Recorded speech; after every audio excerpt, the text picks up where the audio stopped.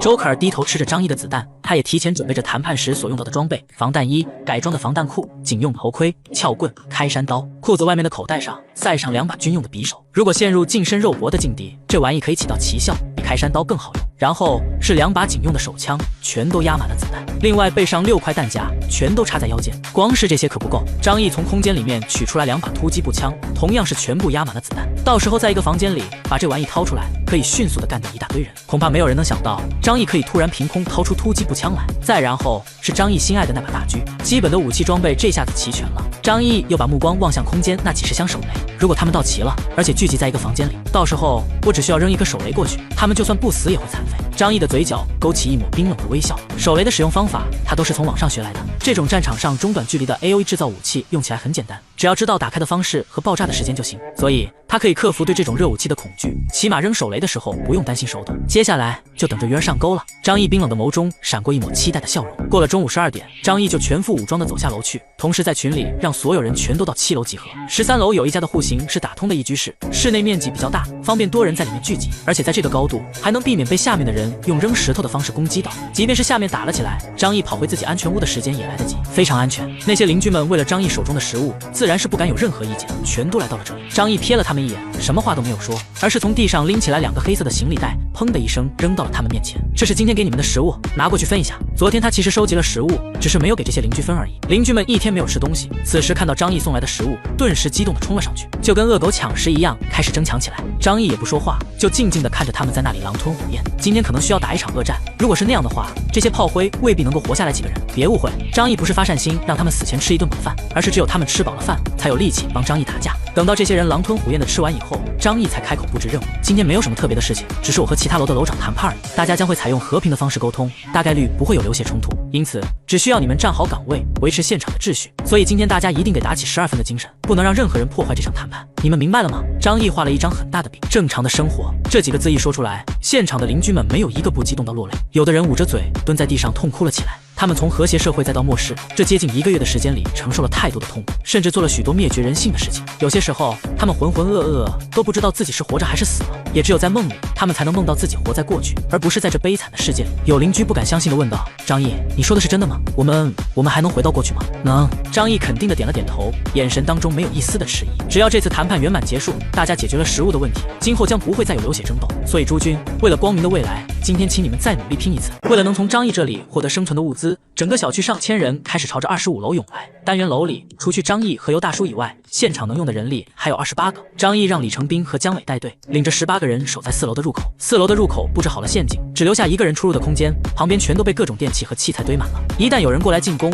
只能通过狭小的过道走进来，也就是说他们来的人再多，也只能一个个攻进来，那就等同于送死。强攻的话，除非用大量的人手把堵在窗口的杂物都给搬走，但是这样要花费大量的时间，所以哪怕是其他29栋楼的人在谈判的时候突然发动攻击，张毅也可以利用这个时间杀光现场的所有人，然后从容的离开。另一边，尤大叔带着10个人在13楼维持现场的秩序。张毅留下的人手不多，主要是充当门面罢了。毕竟哪怕对方来了29个人，在这种开阔的空间里，张毅也可以全部杀完，一切都在他的计划之内。张毅安排好之后，就在这里等待着对方的到来。约好的时间是下午2点半，不过大家的心情都比较急躁，所以过了2点钟以后，从其他单元楼便陆续的开始往外面钻出人来，就好像是一个个蚂蚁窝里面突然爬出来大群蚂蚁。白色的大地上，黑色的人影变得多了起来。风雪依旧不停，今天的雪比平时小了许多，但是风却好像更大了。呜呜咽咽的北风掠过，被一栋栋建筑切割，发出尖锐的鸣叫。张毅坐在7楼的窗前，看到了楼下的这一幕，人好多的人，源源不断的从4面8方围了过来，乍一看起码得有500-600，而且这个数量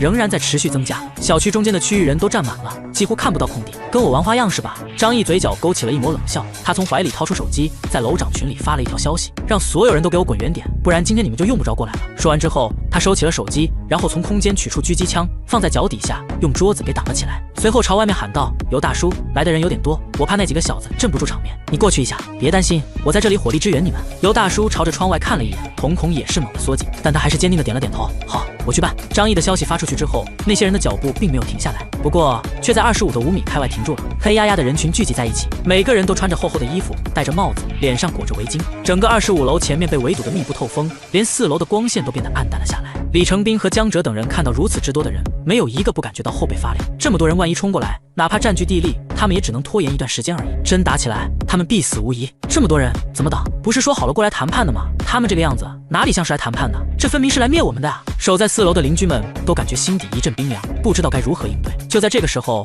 一个沉稳的声音从楼梯上传来：“慌什么？他们要是想打，早就冲过来了。”尤大叔冷静地拎着撬棍走了下来。见到尤大叔，众人的心里安定了一些，毕竟尤大叔强悍的战斗力，他们有目共睹。李成斌皱着眉头：“尤大叔，这些人也太多了，怕不是整个小区的人都围过来了吧？我们怎么打？”其他人也是一脸害怕，把求助的眼神投向尤大叔。尤大叔只好安慰他们道：“你们用不着担心，他们的目标不是你们，而是逼迫张毅在谈判中让步。再说了，你们怕个毛？你们自己想想，有什么可让人家惦记的？”尤大叔说清楚了这其中的利害关系，顿时让众人的心情放松了不少。是啊，他们身上啥也没有，人家大张旗鼓的过来干他们有什么意义？人家的目标是张毅，他们还不配？大家伙头一回为自己的无足轻重感到庆幸。这个时候，人群忽然出现了波动，只见到人群分开了几条道路，然后5个人在手下的簇拥中走了出来。这5个人分别是26楼天河帮的黄天放、21楼狂狼帮的王强、18楼和谐家园的李健、9楼的楼长陈玉林以及5楼的楼长张玉年。几个人来到25楼的门前，脸上带着自信满满的表情，尤其是王强，这个22岁的街溜子一脸的豪横，背后是上千人的大军，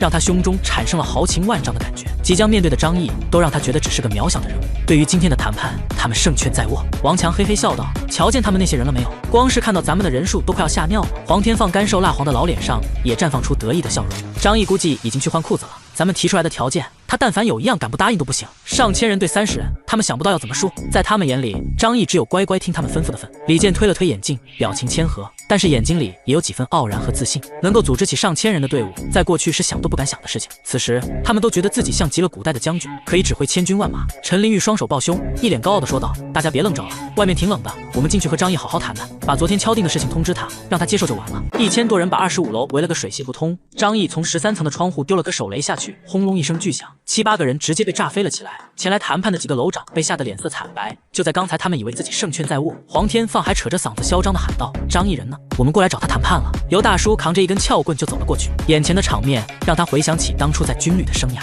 他觉得自己仿佛年轻了20岁，身体里的热血都要沸腾了。尤大叔毫不畏惧地望向眼前几位楼长，说道：“我们的头儿就在上面等着各位呢。怎么，你们不是29个楼长一起来吗？”李健推了推自己的眼镜，脸上的笑容依旧是那样谦逊有礼。我们昨天商量过了，大家一起过去的话不太合适，所以就让我们5个人做代表。他们心中也有顾虑，担心张毅找机会把他们这些老大一锅端了，所以最后商量了半天，最终决定推选出5个最有实力的人，代表他们去跟张毅谈判。尤大叔得到过张毅的吩咐，微微皱眉说道：“那你们请进吧。不过今天只有你们5个人能过来，其他人不行，而且为了安全起见，各位身上要是有武器最好都收起来，否则检查起来可不好看。”尤大叔的这番话让眼前的几人脸色大变。陈林玉柳眉倒竖，怒斥道：“搜身！张毅他什么意思？这就是他的态度吗？”王强哈哈大笑，一脸狰狞地掏出砍刀，指着尤大叔就骂：“张毅他这个不知死活的东西，都什么时候了，还敢提条件？你们是真不怕死啊！”黄天放阴冷地笑道：“张毅是不是眼睛瞎了，看不见眼前是什么情况？就你们这几10号人，我们一人一口唾沫也把你们给淹死了。”尤大叔也不多说废话，从口袋里掏出手机，原来他一直在和张毅保持通话，方便张毅了解下面的状况。听到这些人蛮横的语气之后，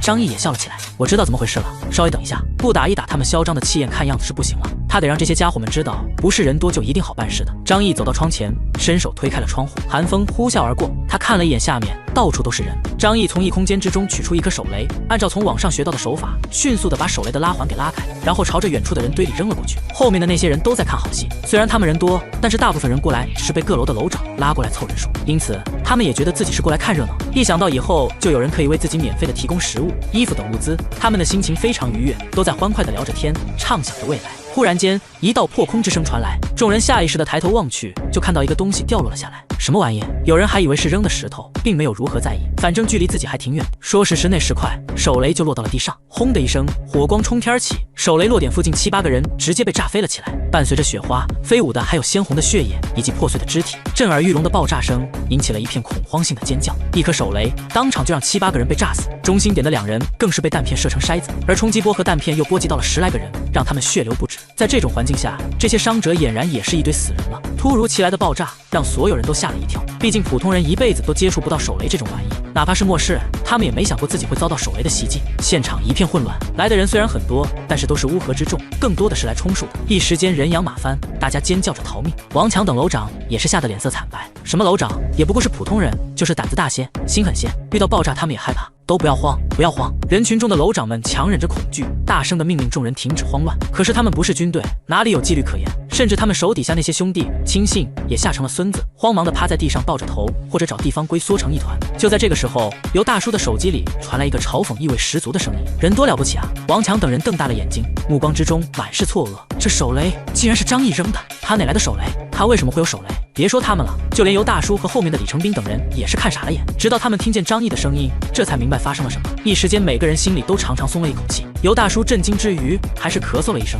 对王强等人说道：“现在你们还有什么意见吗？”王强他们吓得话都说不出来了。你看看我，我看看你，这才知道张毅有多么深不可测。有枪也就算了，后来他又掏出来狙击枪，狙击枪他们都忍了，现在怎么连手雷都出现了？他们还拿着棍棒和砍刀，怎么跟人家打？来的时候还气势汹汹的一群人，此时脸色无比的难看。王强阴沉着脸说道：“我们是过来谈判的，用不着这样吧？”手机里是张毅轻蔑的声音：“你们家谈判需要带1000多号人吗？我嫌他们碍眼，所以帮你们驱赶一下而已。13楼。”张毅看了一眼手表，哦，2点半快到了，你们还有5分钟，5分钟我见不到你们，那就不用谈了，咱们打个屁呀！你这分明是降维打击！王强等人脸上冒出了虚汗，陈林玉两腿用力的夹紧，一脸痛苦的咬着嘴唇。其实他在手雷爆炸的时候就已经吓得尿出来了，但是作为一个女楼长，她绝对不能让任何人知道这件事。别，我们可是抱着诚意过来合作的，你稍等，我们马上就到。李健急了，他连忙走到尤大叔跟前，麻烦你告诉我们他在几楼？尤大叔嘴一撇，表情稍微有些嘚瑟：13楼，那就意味着他们需要爬9层的高度，就凭他们的体力，爬上去恐怕也得大喘气。几个人也不敢耽搁，